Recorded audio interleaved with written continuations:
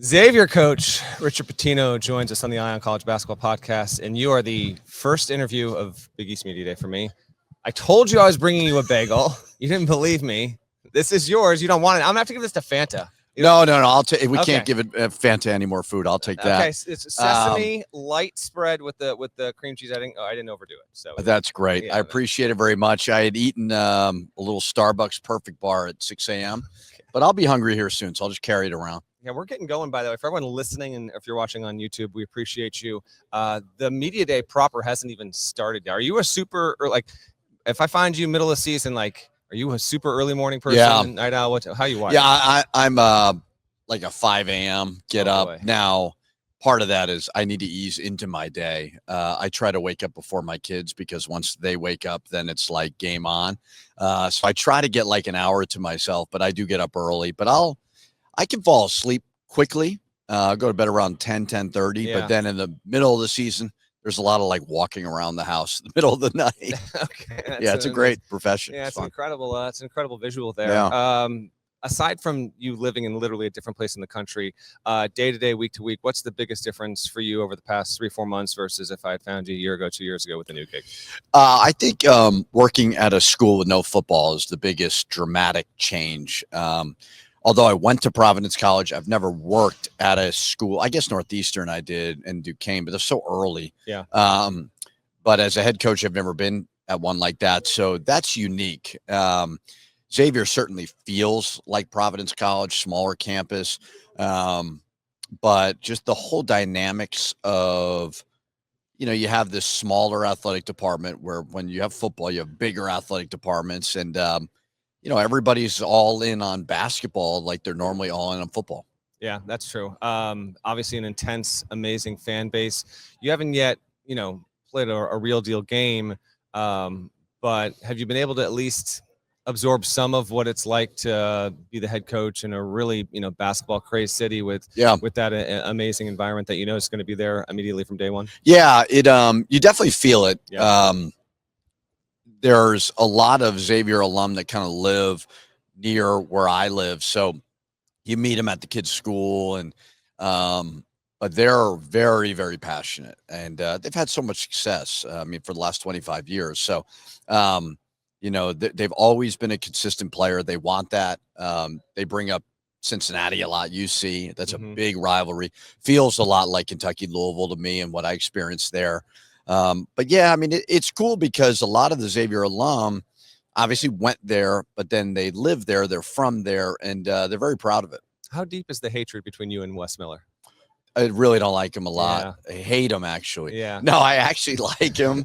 John Cunningham, the AD, was my sport administrator at Minnesota. So we want to beat him, but they're really good guys. I'll be at Big 12 Media Day tomorrow. He is also my first interview of the day, so I'll be judging both of you quickly on how well this interview goes first, bright and early.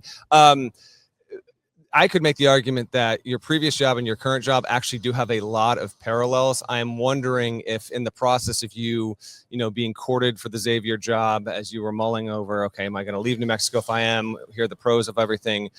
If a lot of the similarities between the two was actually one of the selling points, maybe not even an initial selling point for you, but as you got closer to the finish line there, you saw, how intense and how much basketball means to that university. Granted, it does have football, but I'm just wondering if some of the closeness between the two was actually a big selling point. Yeah, I was not going to leave unless I could have something that felt like the Pit. That is just it's a life-changing experience, coaching in front of 15,000 people. And it just drives your program. So you can't have apathy. Now at a place that cares like New Mexico or cares like Xavier, you better win too. But that was kind of a decision for me if I did decide to leave. And I wasn't sure I wanted to leave. I really enjoyed my time in New Mexico, but I felt like a Big East job with the new landscape had a lot of positives. And if it could be at a place where, you don't have to pass out pizzas to get people to go to the games, that was also an added benefit. We don't need to do a super duper deep dive on your roster. We'll wait for that when I call you in the middle of the night, in the middle of January. You're pacing around the house, obviously. But I do wonder, if you could just, for our podcast audience that is getting to know, okay, who's on Xavier's roster this year? Who are some of the guys to you that you prioritize in the portal, you wound up getting, and have kind of shown some real promise? Guys you expect, even if it's going to be a little bit bumpy early, first 4 to 6 weeks of the season, Richard, who do you think is going to be some guys that really step up and shine? Yeah, when I took the job, this was my team meeting. It was me and Roddy Anderson. There were no other players left. Well, you had one more than Calipari, who famously said, I met with the team. There was no team. You had one. So, yeah. He was so I had known Roddy from Boise because he was in the Mountain West, so I was comfortable with that one. We obviously played one exhibition game. Trey Carroll really stood out. Puts the ball in the basket a variety of ways. He can shoot the three, he can get to the rim, he can score in the post. Malik Messina Moore is a really, really skilled player. Like I really like our skill. I think we're going to need to shoot the basketball to have a chance. And I think we have guys that can certainly shoot it. You've taken on a number of jobs. Big picture for head coach in year one. What are some of the most important things for you personally, how you're wired, how you, run your staff, run your team, to prevent it from getting to be just too much? Or, I understand it's a high stress job. You can avoid some of that, but I'm sure there are things that that you've learned from over the years that can just make that year one process particularly, smoother than maybe it otherwise would be if you're not experienced in that area. Yeah. I mean, I would say, and fans don't want to hear this, but I think the best thing that I did at New Mexico was not care about wins and losses in year one. Because I remember telling myself when I was at Minnesota, I just wanted to prove myself that I belong at a Big Ten job at 30 years old, which looking back, I didn't, you know what I mean? So I was never going to prove anything, but I wanted to win to justify my resume. Humbly speaking, I don't really think that way anymore. I mean, I went to back-to-back NCAA tournaments. We won some championships. I'm comfortable and secure enough that I earned this job, where I kind of felt a little insecure early in my career. So fans want you to win now right away. They don't care about you inherited one player who didn't play last year. But for me, it's building the foundation, kind of like you said, how you delegate with your staff. I didn't do that well enough early. Really, really establishing roles and then providing clarity to the players of this is how we speak on the basketball court. This is terminology. This is how we act in the classroom, in practice, all those things, kind of with the mindset that the wins are going to come later, although we certainly want them to come now. A bit of a psychological question here. You've coached in some really good leagues, obviously, but when you enter in a league like this with some really, really good coaches, what do you do to, if anything at all, Richard, to, kind of prep up your game, entering into the Big East? It's a big time league, and you know that it's going to be arguably, when you were in the Big Ten, it was a very, very good league, but this will be as challenging, I think, strategically, X and O wise for you as anything you've ever done, right? I mean, the Big Ten was certainly no slouch. I mean, we were going against the Izzos and Bo Ryans and Matt Painters of the world. And there's obviously, maybe they don't have the resumes, but in the Mountain West, great coaches as well. So, I mean, you have some, you have guys who've won national championships. My dad, Dan Hurley. Wait, your dad's in the league? He's coaches St. John's right here. Yeah. I'm not going to ask you a question about your father in this. I had a preemptive tweet to try to just scare everybody off, but somebody will not see it and ask me.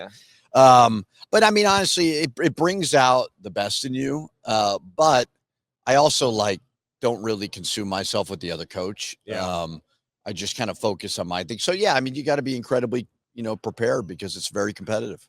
Since so many people obviously compare you to your father, again, we're not doing that on this podcast, but maybe you've gotten this question recently, maybe you haven't, but since you're in the league, I just wonder, aside from your father, who are some of the coaches style wise, just if someone who is as smart as anyone in the game and took a look at, 20 of your game tapes from the past 3 years, what DNA would they be clear that's from that coach, that's from that coach, that's from that coach? Just who do you who have you learned the most from? Who do you implement into your style? I would say offensively, it was a lot of Billy Donovan, and then defensively, my dad.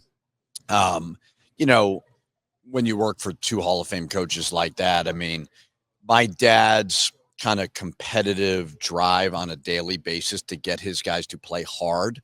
That's an elite skill that I try, but that's by far his greatest strength. I mean, he just pushes you and does not stop. Billy Donovan, kind of, not to say my dad's not cerebral, but Billy was way different in his approach. and we all want the same thing. But I think working for Coach Donovan kind of taught me that, like, you can do it a different way. Not that my dad doesn't yell and scream as much as he used to. Like, he used to scream a lot, but there are ways to do it. And I think you would see a lot of influence of both of them in my program. I was going to intentionally not try and bring up your father. You've now brought him up, I think, for 2.5 consecutive minutes. So this is all on you. By the way. Yeah, it's my fault. This is completely on you. My thing about the dad questions is when I will answer any dad question, but when you ask me what's it going to be like to play your father when I've played him 4 times, you clearly don't do your homework. Yeah, that's where I get annoyed. So please fire away. Valid and fair enough. No, we can. Listen, it's a short podcasting. These are like 10-minute episodes going on YouTube, going in the field. Last one, in about, I don't know, an hour from now, maybe you're gonna take a picture in front of the big board here at MSG. Have you thought about who you're going to stand next to? You got to be strategic about this, by the way. Yeah, when you do the lead coach's picture, I mean, you cannot find yourself sidled up next to McDermott. It's not going to go well for you. Tall. So what are we thinking here? Maybe Hurley. Yeah, maybe Shaheen. Shah. I think I might be a little taller than Shah. Ooh, okay. It's funny. It got real when I got a group chat text from Dan Leibowitz. Yeah. And I got responses, Shaka Smart, Dan Hurley, okay, McDermott, yeah, thumbs up. Yeah. And then I see Dad, and I'm like, oh my God, this guy's in my league. Like, that was really where it was like, I don't know if I like this right that's now. That's a good point, though. Like, there are, I could just imagine if, like, my father, particularly my mother, just suddenly was in like a group chat with like 9 of my friends. With all your friends. Like, it felt like he was like coming down like to the basement and ruining my party in high school. I was like, oh, why is he here? Oh, man. But I don't know. Maybe I'll stand next to him. I'm not sure. I haven't thought about it yet. All right. Well, good luck in year 1. Appreciate you. And we'll catch up as the year goes on. Thank you. Thanks for the bagel. Absolutely. Richard Pitino, episode 1 here from Big East Media Day on the Eye on College Basketball podcast.